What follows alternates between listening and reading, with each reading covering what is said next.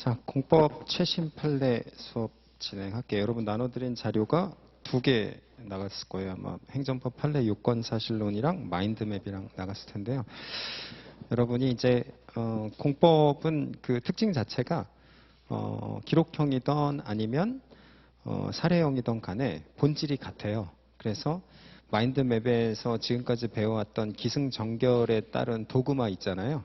이게 그대로 가는 거예요. 그러면 다시 한번 우리가 그 내용을 살펴보고 들어가도록 할게요. 자, 우리가 행정사건이건 헌법 사건이던 간에 변호사로서 우리가 사건을 수임하게 되면은 자, 기, 승, 전, 결에 따라서 검토를 들어가는 거예요. 그러면 기와 관련된 요건이 이제 소송 요건이 되는 거죠. 만약에 소송 요건이 충족되지 못하면 법원을 간다 하더라도 각하가 되는 거예요. 형식적 요건이 되는 거죠. 그렇죠? 그러면은 여러분이 변호인으로서 의뢰인한테 사건이 왔는데 만약에 A라는 쟁점, B라는 사건, C라는 사건이 있어요.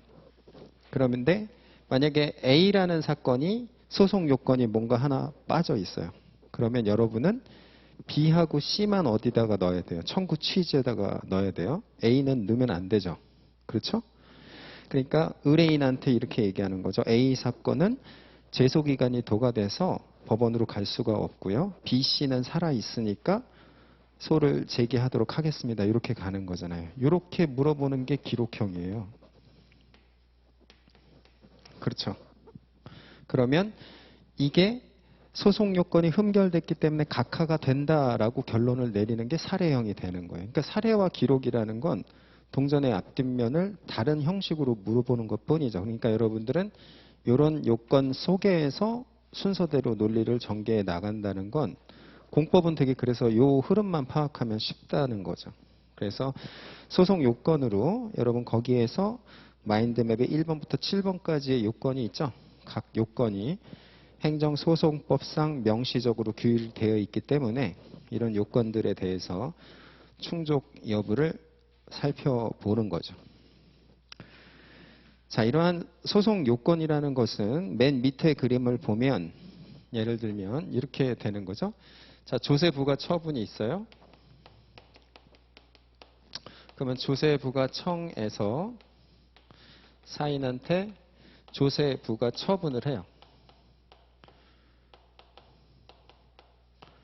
그러면 내가 행정법원에 가서 이 부가 처분에 대해서 이제 취소 소송을 제기하는 거예요. 자, 그러면 이 법원에서 우선은 내 앞에 와서 네가 잘했는지 못했는지 얘기를 들어봐 하기 전에는 얘가 제기한 이 소장에 적시된 소송 요건이 충족되어 있는지를 먼저 직권으로 보는 거죠. 그래서 판사가 직권으로 소장에 의해서 소송 요건을 검토한 다음에 만약에 소송 요건이 충족되어 있으면 링 위로 올리지도 않죠. 그렇죠? 그래서 아예 디스미스 시켜버린단 말이에요. 그게 각하라는 거죠. 그래서 요 조세부가 처분이 그러면 소송 요건이 충족됐느냐 여부와 관련해서 처분의 직접 당사자 원고적격 인정. 그렇죠? 그 다음에 조세부가 처분의 효력을 상실시킴으로써 만약에 낸 돈이 있다면 돌려받는 법률상의 이익. 그 다음에 이게 처분이 되는 것이고 그 협의의 소의 이익도 인정되는 것이고 제소기간이 안날로부터 90일 이내에 충족됐다면 되는 것이고 그 다음에 조세니까 이제 어떻게 해야 돼요? 전치주의란 말이에요. 행정심판 거쳤는지 여부 뭐 이런 것들이 충족됐는지를 여러분이 변호사로서 의뢰인한테 얘기해 줄 수 있어야 돼요. 그러면 조세부가 처분 중에서 A, B, C를 가지고 여러분한테 왔단 말이에요. 그럼 욕심내서 다 가져갔다가 각하당하면 착수금 돌려줘야 되죠. 그러니까 A 같은 경우에는 만약에 제소기간이 도과됐거나 아니면 A에 대해서는 행정심판을 거치지 않았다거나 이러면 A는 수임하지 말고 청구 취지에도 담으면 안 되는 거예요. 그렇죠? 그렇게 간다라는 게 기와 관련된 쟁점이에요.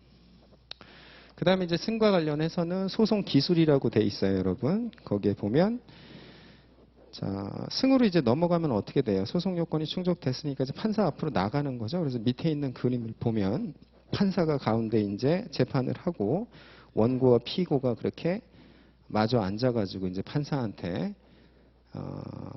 심판을 구하는 거죠. 서로 잘했다, 못했다 갖고 싸우는 거예요. 그럼 만약에 이제 이런 경우에 얘가 이걸 납입을 했단 말이에요. 근데 납입을 한 상태에서 이기면 결국에는 돌려줘야겠죠. 그렇죠? 그래서 판결까지 가서 판결이 확정된 상태에서 돌려받는 것보다는 소송 기술상 자, 관련 청구 이송 병합이라는 제도가 10조에 있단 말이에요. 그래서 부당이득으로 애초에 처음부터 압박해버리면 그때부터 법정 이자도 받을 수 있기 때문에 실효적인 권리구제가 가능한 거죠. 그런 것들이 바로 우리가 소송 기술에서 배웠던 기술들이에요. 그렇죠? 그게 당해 사안에서 이제 3번과 관련된 쟁점이 될 수 있겠죠. 그래서 관련 청구를 이송 병합해서 즉 자, 부당이득 반환이라는 것은 민법 741조에 있는 청구권이잖아요. 그래서 우리 판례는 자, 민법에 있는 소송물이니까 민사법원 관할이야 이렇게 보는 거고 다수설은 아니잖아. 조세 부과처분의 근거에서 이루어진 거니까 이거는 당사자 소송으로 해야 돼 이렇게 주장하는 거잖아요. 우리 판례 입장에 따르면 얘는 민사법원의 관할이 있는데 행정법원인 취소법원에 병합을 해서 한꺼번에 해결을 하도록 하는 거죠. 그렇죠. 근데 여기서 또 어떤 문제가 생겨요? 전에 가보면 선결 문제라는 부분도 여기에서 연결이 되는 거예요. 즉 민사법원이 판단할 수 있겠느냐. 자, 이런 쟁점들이 서로 연계가 되어 있죠. 그 민사법원은 취소를 할 수 없잖아요. 그래서 행정법원에서 할 수 있으니까 행정법원으로 보내고 행정법원에서 묶어서 판결을 할 수 있도록 하는 제도. 그게 이송병합이에요. 그러니까 소송 기술의 문제가 되는 거죠. 자, 그 다음에 이제 올라왔어요. 기술까지 다 써서. 그러면 올라왔으면 결국에는 여기서의 문제는 핵심은 뭐가 돼요? 전이라는 거는 이제 링 위에 올라온 거예요. 여기서는 자, 위법이냐 적법이냐 갖고 싸우는 거예요. 그렇죠? 그러면 법에 위반했으면은 누가 이기는 거예요? 원고가 이기는 거고 법에 위반하지 않았으면 피고가 이기는 게임이에요. 그러면 여기서의 법이라는 것은 이게 지금 행정법이니까 행정법이란 말이죠. 근데 우리가 알고 있는 행정법은 위법성을 판단할 때에는 어떤 그릇으로 담으라 그랬어요? 주체, 절차, 형식, 내용에서의 틀 안에서의 위법성이 있는지를 세부적으로 들여다본다 그랬죠?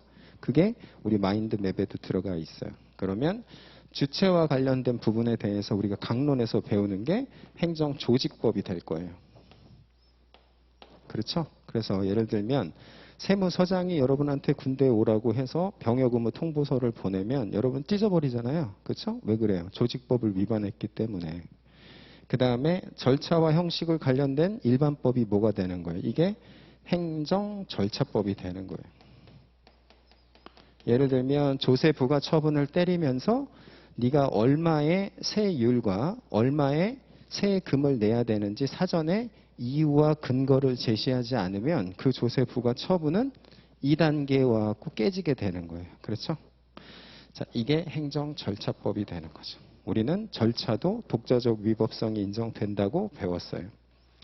자, 내용과 관련된 부분에 있어서는 이제 좀 세밀하게 들어갈 필요가 있는데 가장 근본이 되는 부분은 뭐가 돼요? 자, 우리가 헌법을 배울 때는 몇 조에서 출발한다 그랬어요? 37조 2항에서 출발한다 그랬어요. 그렇죠? 여기에 법률 유보와 그 다음에 법률 우위의 원칙이 다 담겨져 있고 그 다음에 비례의 원칙이 여기 담겨져 있기 때문이죠. 자, 행정법에서는 요것과 대비되는 게 여러분들이 페어링을 해줘야 되는 게 행정기본법의 8조에서 출발하는 거예요. 여러분 행정기본법 8조를 한번 볼까요? 행정기본법 8조를 찾아보세요. 자, 거기에 보면 법치행정의 원칙이라는 표제 하에 자, 의회 유보의 원칙과 그 다음에 법률 우위의 원칙을 입법적으로 해결해 놨음을 알 수가 있어요. 그러니까 행정기본법 8조에 따라서 이게 뭐가 되는 거예요? 법치행정의 원칙이라는 거죠. 그렇죠? 그러니까 행정작용은 법에 근거를 두고 그 법을 위반해서는 안 된다라는 대원칙이 행정기본법 8조. 여러분은 사례형이건 기본법이건 간에 그 어떤 경우에도 행정기본법 8조를 쓸 수밖에 없어요. 자, 법치행정의 원칙에 비추어 이런 표현이 들어가야 되고, 그러면 괄호치고 반드시 행정기본법 8조가 정확하게 적시되어야 돼요. 이 부분이 매우 중요하죠. 헌법에서는 37조 2항 비례의 원칙, 그렇죠? 행정기본법은 8조 법치행정의 원칙. 이게 큰 뼈대가 되는 거예요. 그러면 여기는 결국엔 전부 뭐라는 거예요? 행기 8이 다예요. 그렇죠? 여러분 요걸 볼 줄 알아야 돼요. 근데 이제 여기서는 문제가 뭐냐면 내가 자, 위법한지 여부를 들여다볼 때 법원이 판단의 방식이 달라져요. 어떤 것에 따라서. 자, 재량인 경우와 기속인 경우가 달라진다 그랬어요.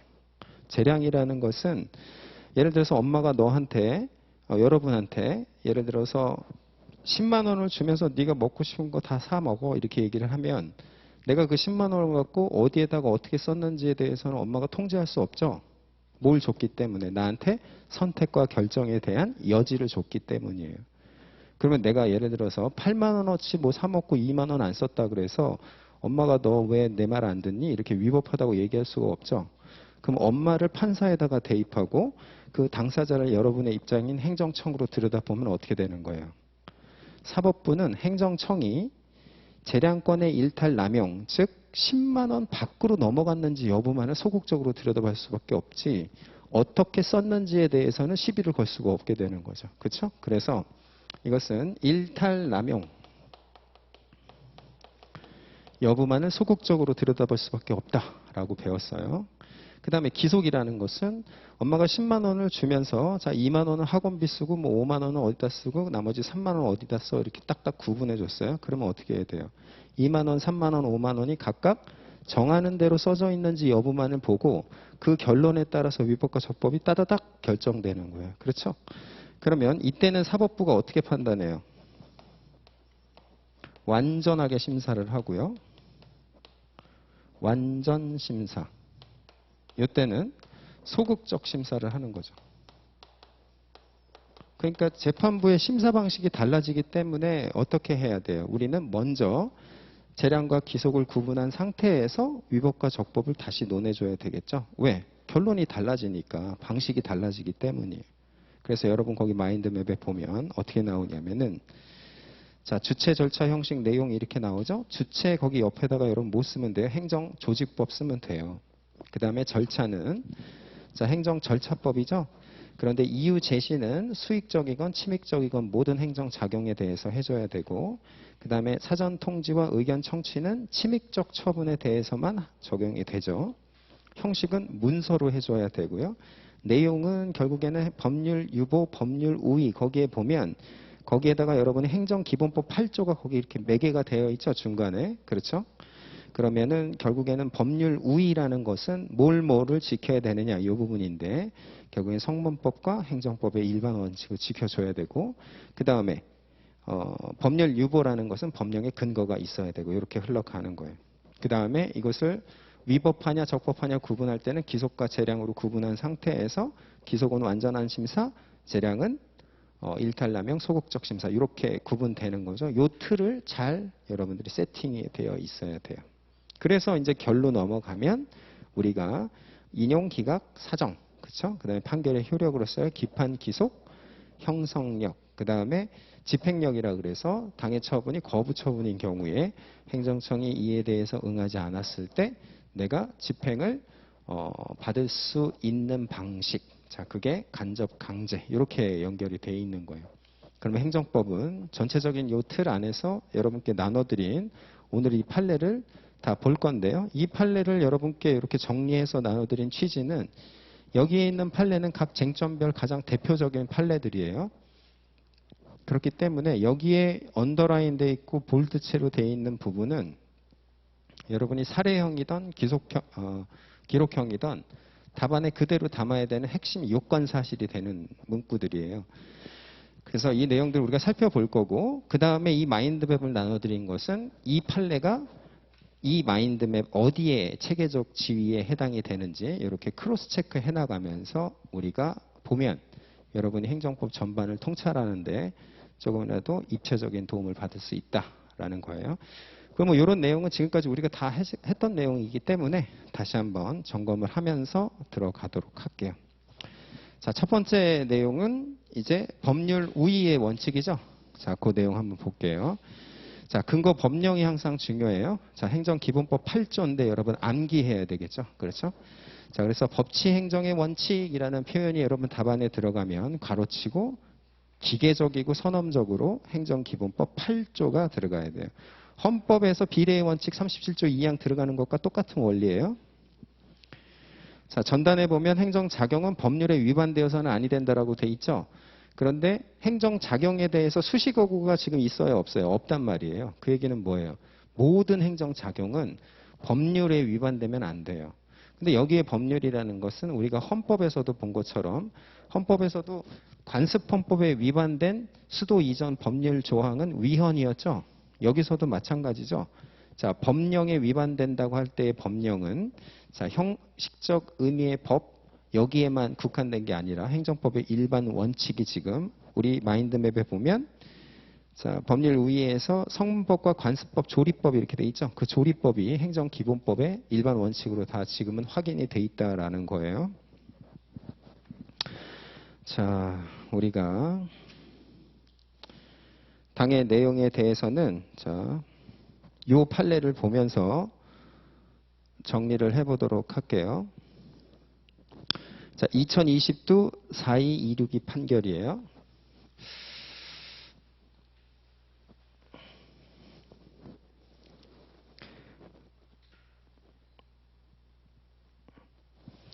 자,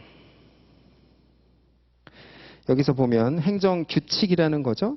자, 법무부 장관이 공증인의 집행증서 작성 사무에 관해서 정해서 그 사무의 적절성과 공정성을 확보하고 집행증서 작성 과정에서 집행채무자의 권리가 부당하게 침해됨을 방지하게 한 목적으로 집행증서 작성 사무 지침을 제정했어요. 이 지침? 이거는 내부적인 지침이죠. 그렇기 때문에 행정규칙이다라는 걸 알 수 있어요. 그 얘기는 행정규칙이라는 것은 행정청 내부에서 지들끼리 지키려고 하는 내부 규칙이라는 거예요. 그런데 공증인이 직무 수행 과정에서 위 지침을 위반해서 직무상 명령을 위법한 거예요. 자, 근데 양가로 2번을 보니까 행정입법 작용에 있어서 법률 우위 원칙인데 자, 이 지침이라는 것도 여러분 보세요. 자, 법이라는 것이 이러한 피라미드형으로 돼 있죠. 그래서 상위에 헌법이 있고요. 그 다음에 법률이 있고 그 다음에 여기에 법규 명령이 있죠. 그 다음에 조례와 규칙이 있단 말이에요. 그러면 얘가 얘를 다 준수해야 되죠. 그렇죠? 이게 행정입법작용에 있어서의 법률 우위 원칙이 되는 거예요. 무슨 얘기인지 알겠죠? 그러면 처분이라는 것도 법에 위반해서는 안 되지만 행정입법작용, 즉 여기에 있는 내용도 법률과 헌법을 위반되면 안 된다. 이것도 법률 우위 원칙 행정기본법 8조의 근거를 두고 있다는 걸 알 수 있죠. 자, 그러면 여기에서도 보면 어떻게 돼 있어요? 징계 사유로 삼기 위해서는 직무상 명령이라는 당의 행정규칙이 적법해야만 명령 위반죄가 성립이 되겠죠. 만약에 이게 위법하다면 명령 위반죄가 성립되지 않는 거예요. 그렇죠? 자, 그러면 지금 이러한 처분, 조세 부과 처분과 같은 내용은 법률 우위 원칙을 위반하면 효과가 둘로 나뉜다 그랬어요. 취소와 무효로 나뉜다 그랬죠. 그거는 왜 그래요? 처분이라는 애는 어떤 특징을 갖고 있기 때문에 공정력을 갖고 있기 때문이라 그랬어요. 자, 공정력 다시 한번 정리해보면 자, 행정행위라는 이런 차량이 이렇게 있는데 이런 행정행위라는 차량은 우선 얘가 취소 사유에 해당이 된다 할지라도 자, 이 포인트까지는 계속 흘러가서 유효하다라고 통용시켜주는 힘이 있다 그랬어요. 그렇죠? 그때 이때에 취소라고 얘기해 줄 수 있는 사람 우리나라에 3명인데 처분 청인 둘리가 있고요. 그 다음에 행심 위에 있는 고길동이 있고 그 다음에 취소 법원이 있다 그랬어요. 그러니까 처분청, 행심이 취소 법원이 취소한다라고 얘기하기 전까지는 얘는 유효하다고 흘러가는 거죠. 이걸 뭐라 그랬어요? 이거를 공정력이라 그랬어요. 이게 행정기본법 몇 조에 있어요? 제가 암기하라 그랬죠. 행정기본법 15조에 있단 말이에요. 그렇죠? 그렇기 때문에 처분이라는 것은 자 취소 사유라면 우선 유효하단 말이죠. 그렇죠? 근데 무효면은 유효하게 갈 수는 없죠. 무효와 유효는 같이 성립할 수는 없으니까. 그래서 처분은 취소, 무효로 갈려지기 때문에 무조건 무효가 된다 이렇게 할 수가 없어서 우리가 중대명백서를 검토를 한 거예요. 그런데 행정입법작용은 어때요? 얘는 처분이 아니잖아요. 작용 중에서 행정행위인 처분이 있는 거고 기타 작용은 공정력이 없다라는 게 핵심이죠. 자, 양가를 3번에 보면 자, 거기에 보면 행정규칙이라는 것은 상위법령의 구체적 위임이 있지 않는 한 내부적 효력밖에 없다라는 거예요. 자, 거기 그러나 한번 볼까요? 행정규칙이 상위법령에 반한다면 내부적 효력도 인정될 수 없다라는 거예요. 그 얘기는 뭐예요? 무효, 그렇죠? 무효로 귀결될 수밖에 없어요. 그렇기 때문에 법률 우위 원칙에 위배되어 무효, 거기에다가 언더라인 해볼게요. 자, 중요한 판례죠? 자, 행정입법작용은 법률 우위 원칙을 위반하면 어떻게 되는 거예요? 무효가 되는 거예요. 자, 또 다른 예를 한번 들어볼까요? 예를 들어서 공법상 계약을 체결했는데 공법상 계약이 원래는 국가계약법하고 행정기본법에 보면 문서로 체결하도록 돼 있단 말이에요. 근데 문서로 체결하지 않았어요? 그 효력은 뭐예요? 무효예요. 그렇죠? 왜 그렇다? 처분 이외의 다른 행정작용은 공정력이 없어요. 그래서 위법하면 무효로 기결될 수밖에 없다라는 내용이죠. 자, 그 다음에 그게 법률 우위 원칙이에요. 몇 조? 행정기본법 8조예요. 자, 법률 우위 원칙. 그러면 당의 판례의 체계적 지위는 기승전결에서 어디에 해당이 돼요? 자, 기승전으로 와보면 거기에 법률 우위 있죠? 그렇죠? 법률 우위까지 와보면 뭐에 위반되면 안 된다는 거예요? 성문법에 위반되면 안 된다라는 얘기죠. 뭐가? 행정 입법작용이 성문법을 위반하면 그 효과는 뭐가 된다? 무효가 된다라는 중요한 메시지를 담은 판례예요. 판례의 체계적 지위를 여러분 봐야겠죠? 거기에 해당이 되는 거예요. 자, 그 다음에 이제 법률 유보의 원칙을 볼게요. 자, 법률 유보의 원칙은 헌법에 있죠. 37조 2항이고 그 다음에 행정기본법에도 있어요. 자, 국민의 권리를 제한하거나 의무를 부과하는 경우 그 밖에 국민의 중요한 영향을 미치는 경우 이게 어떤 거예요? 의회 유보 원칙을 행정기본법에서 다시 한번 확인하고 있다라는 거죠. 자, 거기에 2016도 3299의 판결 있죠? 자, 2020년 9월 3일 날 선고된 판결인데 여기 판결에다가 별표 3개를 치고요. 출제될 가능성이 매우 높은 판례예요. 자, 이 내용은 사실관계를 보면서 설명을 할게요. 자, 여러분 노조라는 것이 설립이 되면은 어떤 혜택을 받아요? 사무실도 제공받고 그 다음에 기타 운영비도 제공받고 그 노조의 규모에 따라서 관용차도 나와요. 그렇죠? 그래서 노조가 설립이 되면은 뭔가 혜택을 받는다라는 거예요. 그러면 노조를 설립하는 절차를 어떻게 가져갈 것이냐 이런 문제가 생기는데 노조는 신고를 통해서 설립하도록 해놨어요. 허가가 아니에요. 자, 그러면 신고라는 게 뭐냐? 이거부터 한번 볼게요. 이미 한번 우리가 검토를 했지만 자, 원래는 허가라는 게 있어요. 그러면 허가라는 것은 원래 국민의 자유에 있던 영역을 요건 충족하면 해주게 하는 거죠. 여러분 운전면허가 뭐예요? 야, 우선 운전하지 마. 그 다음에 시험 통과하면 운전할 수 있게끔 해주는 거를 허가라 그러는 거예요. 근데 운전할 수 있는 그 본질은 여러분의 원래 본래적 자유예요. 그런데 못하게 하죠.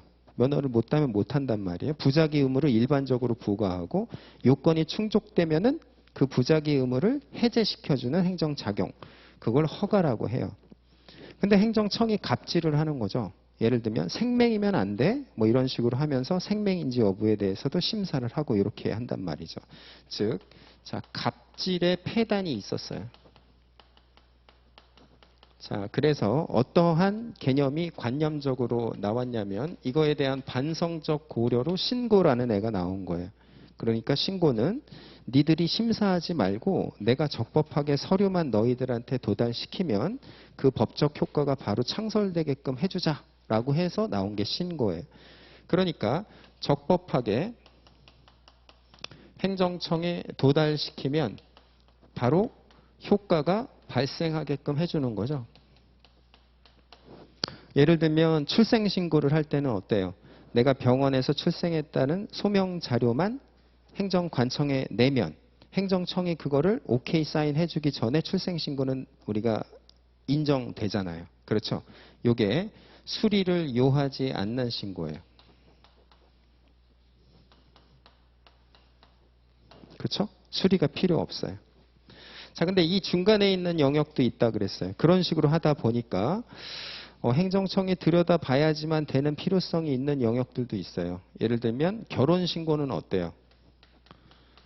내가 예를 들면 어떠한 사람과 결혼했다라는 것을 위조해가지고 행정청에다가 놓고 그 다음에 바로 결혼했다라고 주장하면은 뭐 예를 들어서 인기가 많은 사람은 뭐 결혼이 10,000번도 될 수 있단 말이에요.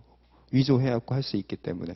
그러니까 어떻게 해줘야 돼요? 이 부분은 행정청에서 진실 여부를 한번 검토할 필요가 있어요. 그거를 수리라는 처분을 통해서 하는 거죠. 그렇죠? 그럼 여기서도 마찬가지예요. 노조가 설립이 됐다 그러려면 이러한 혜택을 어마어마하게 받기 때문에 왜 여러분 금속노조 뭐 이런 거 설립돼 보면 거기에 있는 노조가 뭐 진짜 사회 약자냐 이거에 대한 논쟁이 많잖아요. 그렇죠? 귀족 노조라는 표현이 있을 정도의 혜택이 부여가 많이 되기 때문이겠죠. 그러면 노조 설립 신고서에서도 이렇게 봐서 자 노조원이 우리가 A부터 10,000페이지까지 이어집니다. 그러니까 우리는 많이 주세요. 이렇게 한단 말이에요. 그러면 예를 들어 자기 인스타 팔로워 여기다 넣어놓고서 저 노조 설립됐으니까 돈 주세요. 이렇게 하면 돼요? 안 돼요? 안 되죠. 그러니까 뭐가 필요하다? 수리라는 절차가 필요한 거예요. 즉 내가 도장을 찍어줘야지만 노조로서의 효과가 발생하게끔 해주는 거죠. 그래서 노조 설립은 신고에 의해서 해주게끔 해요. 갑질을 못하도록. 그러나 그 신고는 수리를 요하는 신고가 되는 거예요. 그렇죠? 그러면 당의 수리를 통해서 뭐가 되는 거예요? 노조 효과가 발생하는 거예요. 수리를 통해서. 그럼 이 수리는 뭐가 돼요? 이게 처분이 되는 거죠. 왜? 없던 게 생기게 하는 것. 이걸 뭐라 그래요? 우리는 권리 의무의 변동을 초래하는 처분이라고 얘기를 하니까 이 수리는 처분이 되는 거예요. 그렇죠? 그러면 이 수리를 요하는 신고를 해서 노조가 됐어요? 근데 이 노조에 대해서 야, 너 있잖아. 네가 하는 짓을 보니까 넌 잘못하고 있는 것 같아. 법의 노조라고 통보를 때렸어요? 그러니까 갑자기 노조가 아닌 걸로 다시 바뀌었어요. 그러니까 원래 0에서 플러스가 됐죠? 그 다음에 다시 뭘로 하는 거예요? 0으로 되는 거예요. 우리는 이렇게 0에서 제로로 만든 권리 의무의 변동을 초래하는 이런 것들을 처분이라고 배웠었어요. 그럼 이것도 뭐가 되는 거예요? 이것도 처분이 되는 거예요. 그렇죠? 그러면은 처분이라는 것은 아까 우리가 다시 행정기본법 8조로 넘어가 볼까요? 거기 보니까 국민의 생활에 중요한 영향을 미치는 경우도 뭐든 간에 법률의 근거가 있어야 된단 말이에요. 그렇죠? 법률의 근거가 있어야 된다. 법률에 의해야 된다라고 규정되어 있지 않고 법률의 근거를 둔다고 돼 있어요. 그러면 법률의 근거를 둔다는 표현은 이렇게까지 분석을 할 수 있죠. 법에 의하거나 또는 법이 법규 명령에 위임을 줘서 적법한 법규 명령에 의하거나 이 두 가지가 되겠죠. 그렇죠? 그런데 당해 사안에서는 지금 시행령에 근거하고 있는데 법규 명령에 근거하고는 있는 거죠. 그런데 위임이 없었단 말이에요. 그러면 위임 없는 법규 명령이라는 것은 법에 근거한 게 아니죠. 뭘 위반한 거예요? 법률 유보 원칙을 위반했다라는 점이 중요하게 된 거예요. 알겠죠? 그 논점이에요. 그러면 여기서 이제 논점이 하나 더 나와요. 당해 판례에서 핵심적인 논점 첫 번째는 뭐예요? 노조 설립 신고에서의 이 신고의 법적 성격은 뭐냐? 첫 번째 뭐예요? 수리를 요하는 신고다. 이게 첫 번째 쟁점이죠. 그러면 당해 수리는 처분이다, 처분이 아니다? 처분이 맞게 되는 거예요. 근데 수리를 요하지 아니하는 신고는 처분이에요? 아니죠. 왜냐하면 출생신고하고 그 다음에 내 아이는 태어난 걸로 기준으로 해갖고 그때부터 초등학교 갈 수 있단 말이에요. 그 기준점으로. 그렇죠? 그러니까 얘가 수리를 했는지 여부를 확인할 필요가 없어요. 얘의 확인은 무슨 의미밖에 없어요? 지들끼리 그냥 사실적으로만 도장 찍는 거예요. 사실의 행위. 근데 여기서는 수리를 해야지만 효과가 발생되기 때문에 요거는 처분이 되는 거죠. 그러면 노조 설립 신고 수리 거부를 했을 때 그 거부 처분에 대해서 취소소송 제기할 수 있다 없다? 있다가 되는 거죠. 왜? 자, 거부 처분이 취소소송의 대상이 되기 위해서는 신청한 행위가 뭐가 돼야 돼요? 처분이어야 돼요. 그렇죠? 신고를 했다는 건 수리를 신청한 거죠. 그렇죠? 그렇기 때문에 이게 처분이 된다. 그 다음에 당해 수리로 거부, 공권력의 권리 의무의 변동이 철회되기 때문이겠죠. 이게 첫 번째 쟁점. 두 번째 쟁점은 뭐예요? 자, 생겼는데 뺏게 되는 게 요거에 의해서 뺏게 됐단 말이에요. 그러면 요거는 처분이다라는 거죠. 요게 두 번째 쟁점이에요. 요 법의 노조 통보는 처분이에요. 뭐하고 비교해 볼 수 있어요?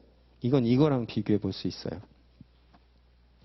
내가 직장을 다녔는데 퇴사했어요? 그러면 어떻게 돼요? 지역 가입자로 전환돼요. 그러면 보통은 한 달 뒤에 전환 통보를 해줘요. 어디서? 건강보험공단에서. 그렇죠? 그러면 직장을 다닐 때는 보통 의료보험을 얼마 내요? 그럼 직장 다녀봤나요? 내가 만약에 50만 원 낸다 그러면 50만 원을 낸다 그런다는 것은 회사에서 50만 원을 더 내주는 거니까 원래는 100만 원인데 50만 내는 거예요. 근데 같은 연봉을 받는다 그러면 지역가입자로 전환되면 100만 원을 내야 돼요. 그렇죠? 근데 50에서 100이라는 권리의무의 변동은 50 추가된 거잖아요. 이게 뭐에 의해서 된 거예요? 퇴사라는 사실에 의해서 발생된 거죠. 그렇죠? 그 다음에 전환 통보를 한다라는 것은 이미 메이드가 된 어떤 것, 팩트에 대해서 확인만 해준 거란 말이에요. 이건 처분이 아니에요. 그렇죠? 권리의무의 변동이 얘에 의해서 발생한 게 아니라 이미 이런 요건에 의해서 발생되고 확인만 해준 거예요. 판례는 관념의 통지라고 표현을 하죠. 팩트가 뭐가 되는 거예요? 관념이 되니까. 좀 있어 보이게 이렇게 얘기하는 거예요. 판사는. 근데 여기서는 어때요? 통보에 의해서 법으로부터 보호받던 권리를 뺏기게 되는 거죠. 이 통보에 의해서. 야, 이제 그만해라. 이렇게 한 거예요. 그래서 그만 뺏기게 된 거예요. 그러니까 이 통보는 전자에 있던 저 통보와는 다른 얘기죠. 이건 뭐가 되는 거예요? 통지. 준법률행위적 행정행위로서의 통지가 되는 거예요. 저거는 관념의 통지가 되는 거고 여러분들이 이거를 비교해주는 쟁점이 바로 두 번째 쟁점이 되는 거예요. 그러면 자, 이러한 작용이라는 게 법에 근거해서 이루어져야 된다는 게 뭐가 되는 거예요?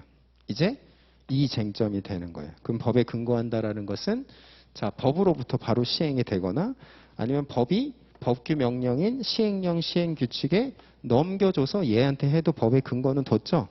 둘 다 되는 거예요. 근데 지금 당해 사안에서는 위임이 없었기 때문에 법률 유보 원칙에 반한다라는 게 세 번째 쟁점이 되는 거예요. 그렇죠? 자, 그 다음에 이제 네 번째 쟁점은 뭐냐면, 자, 이런 법의 노조 통보라는 게 처분이죠? 근데 처분의 근거 법령이 지금 뭐가 되는 거예요? 시행령에 근거해서 이루어졌어요. 근데 지금 시행령 자체가 어떻게 되는 거예요? 아까 우리 봤죠? 앞에서 뭐라 그랬어요? 행정입법인데 그것이 법률 우위 원칙에 위반되거나 법률 유보 원칙에 위반되면 얘는 효과가 뭐예요? 무효예요. 얘는 그냥 없는 거예요. 그렇죠? 그러면 이 처분은 효과가 뭐가 돼요? 얘는 취소 사유가 되는 거예요. 왜? 얘가 처분을 때릴 당시에서는 법원에서 야 이건 무효라고 얘기를 안 했기 때문에 처분청은 이게 무효가 될 줄 몰랐죠.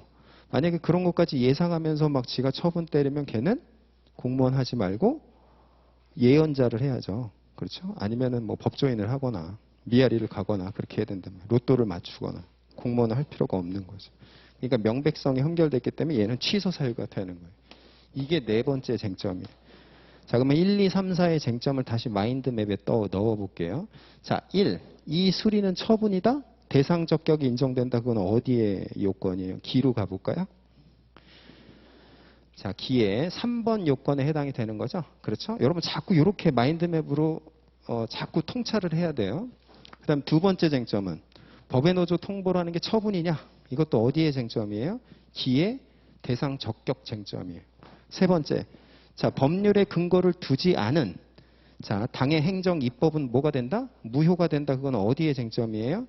자, 전으로 와서 행정 입법 작용이 뭘 위반한 거예요? 지금 법률 유보를 위반한 거예요. 그렇죠? 그러니까 전에서 내용의 법률 유보 위반. 자, 여기에 쟁점이에요. 전의 내용이죠. 그 다음에 처분의 근거 법령이 무효예요. 그러면 그 처분의 효력이 뭐가 되느냐? 자, 이것도 전에 맨 밑에 동그라미 2번을 보세요. 자, 처분이 무효 또는 취소가 되는 거죠. 처분 당시에는 적법한 명령이었죠. 그렇죠? 대통령령이었단 말이에요. 그러나 나중에 대법원에서 무효로 한 거죠. 그러면 공무원은 처분 당시에는 몰랐기 때문에 어디로 빠진다? 취소로 빠진다. 그렇죠? 그래서 1, 2, 3, 4 쟁점이 다 기와 전 단계에 어디에 해당되는지를 여러분이 자꾸 크로스 체크하면서 판례를 입체적으로 봐야 돼요. 자, 요 판례 다시 한번 중요 내용 시험에 출제 유력하죠? 왜 그래요? 이거는 헌법하고도 연계되어 있기 때문이에요. 공법에서 내기가 너무 좋죠.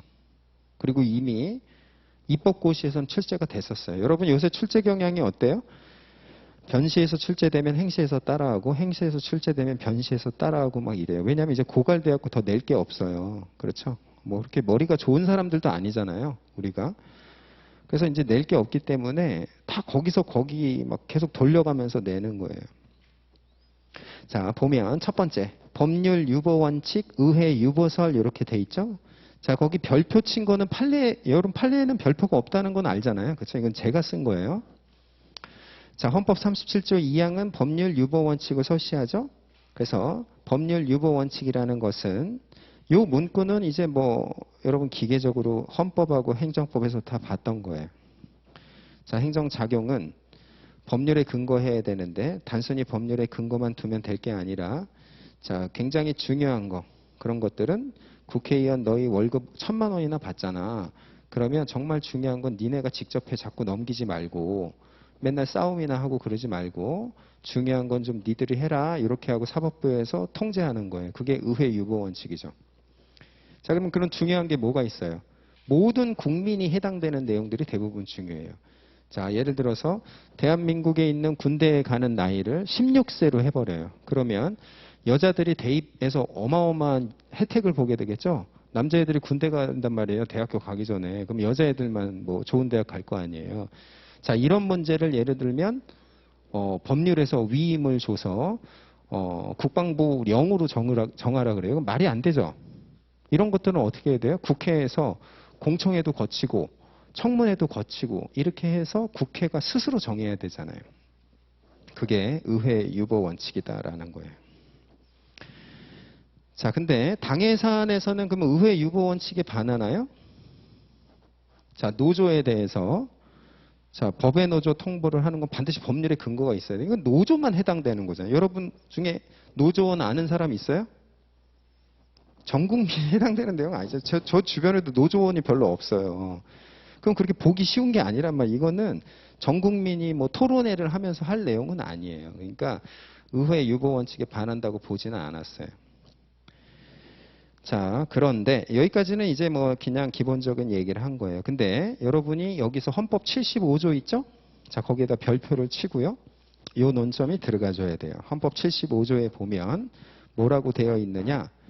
범위를 정하여 위임받은 사항이라는 요건이 있어요. 그렇죠? 그래서 위임받은 내용에 대해서만 규율할 수 있는데 얘는 지금 위임을 받은 거예요? 안 받은 거예요? 안 받은 거예요. 그러면 여러분이 헌법적인 관점에서 이게 위헌인지 여부에 대해서 판단할 땐 쟁점이 두 개라는 걸 우리 판례도 지금 정확하게 전개하고 있죠. 첫 번째는 뭐예요? 법률 유보 원칙을 위반했다라는 큰 틀. 그 다음에 헌법 75조에 보면 위임받은 범위에서 하라 그랬는데 위임도 안 받았는데 주인이 시키지도 않은 일을 한 거예요. 그렇죠? 그러니까 75조도 위반했다라는 거예요. 그러면 만약에 여러분이 요 출제가 됐을 때 75조 위반 여부는 별도의 목차로 판례와 같이 답안에 적시를 해줘야겠죠? 그렇죠? 거기에 별표 3개예요. 자, 그런 다음에 3번 보면 법의 노조 통보의 처분성 긍정과 법률 유보 원칙 위반. 그러니까 법의 노조 통보는 처분이다. 이게 기와 관련된 요건. 법률 유보 원칙 위반했다라는 건 전과 관련된 내용이죠. 자, 읽어보면 법의 노조 통보라는 것은 법적 지위를 박탈하는 중대한 침입적 처분.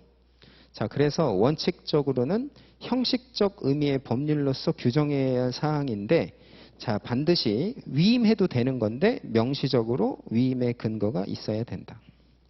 그런데 위임 없이 제정했단 말이에요. 근데 그게 뭐예요? 하필이면 헌법상 노동 3권을 본질적으로 제한하고 있어요. 그러면 당의 행정 입법 작용인 시행령 제정이라는 것은 행정 입법이 준수해야 할, 행정 입법 작용이 준수해야 할 뭘 위반한 거예요?